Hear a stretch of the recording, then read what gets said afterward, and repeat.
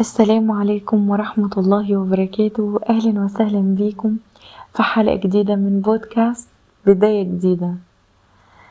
أنا حابة أبدأ معاكم بسؤال: كم مرة حسيت إنك مش قادر تكمل؟ كم مرة صحيت من النوم وحاسس إنك تقيل من جواك، مش فاهم إنت مكمل ليه أصلا؟ كم مرة خيبة أمل كسرتك وخليتك تقول خلاص أنا تعبت، أنا مش قادر تاني؟ خليني أقولك حاجة، إحنا كلنا بنمر بده، كلنا بنقع وكلنا بنضعف وكلنا بنوصل لمرحلة بنقول فيها كفاية. بس الفرق انه انسان وانسان، من انسان وانسان، مش انه ما بيقعش. الفرق في انه بيقوم تاني حتى لو مش عارف هيقوم ازاي. ربنا قال وخلق الانسان ضعيفا، يعني احنا مش مخلوقين اقوياء طول الوقت، مش مخلوقين نستحمل كل حاجة لوحدنا. الطبيعي ان احنا نتعب، الطبيعي ان احنا ننهار، طبيعي ان احنا نحس بالضعف. بس الغلط ان احنا نفضل واقفين مكاننا ونقول خلاص انا انتهيت. في ناس بتفكر ان الضعف معناه ان نهاية، بس الحقيقة ان الضعف احيانا بيكون بداية، انك تفهم فيها نفسك اكتر، تبدأ تهدى، تبدأ تعيد حساباتك، تبدأ تقرب من نفسك ومن ربنا اكتر، بدل ما كنت ماشي بسرعة من غير ما تحس بحاجة.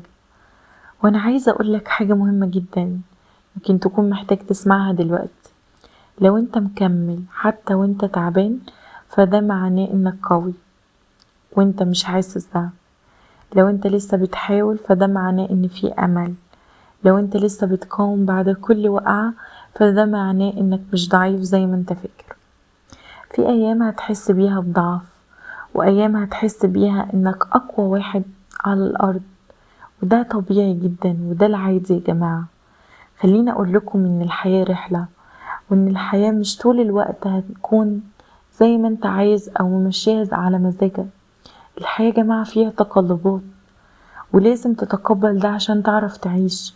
لازم تتقبل ان الحياة موجود فيها ابتلاءات، وربنا سبحانه وتعالى قال ولقد خلقنا الإنسان في كبد. يعني الحياة فيها مراحل حزن، وده طبيعي جدا. وخليني أقولك كمان، ربنا عمره ما بيشيل حد فوق طاقته. حتى لو انت مش شايف الحكمة دلوقتي، حتى لو انت مش فاهم ليه كل ده بيحصل لي، حتى لو انت مش فاهم انا اتوجعت قوي، انا خلاص تعبت من كل حاجة حواليا، كل ده صدقني بيبنيك، كل ده صدقني بيخليك اقوى من اليوم اللي قبله. وصدقني مفيش حد ممرش بابتلاء، مفيش حد ممرش انه موصلش في يوم ان هو قد ايه تعبان. ده طبيعي جدا وجزء من الرحلة وجزء من الحياة. وفي النهاية الحلقة دي وصلت لك، فمعناها انك مش لوحدك، وان مهما كنت تعبان فانت لسه فيك حياة، ولسه فيك بداية، ولسه فيك فرصة، ولسه بكرة هيكون احلى.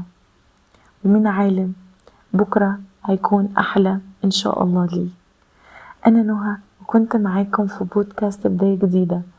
لو الحلقة دي وصلت لكم بجد وأثرت فيكم، ما تنسوش تشتركوا في القناة علشان يوصل لكم مني كل جديد. أشوفكم على خير الحلقة الجاية. في أمان الله، مع السلامة.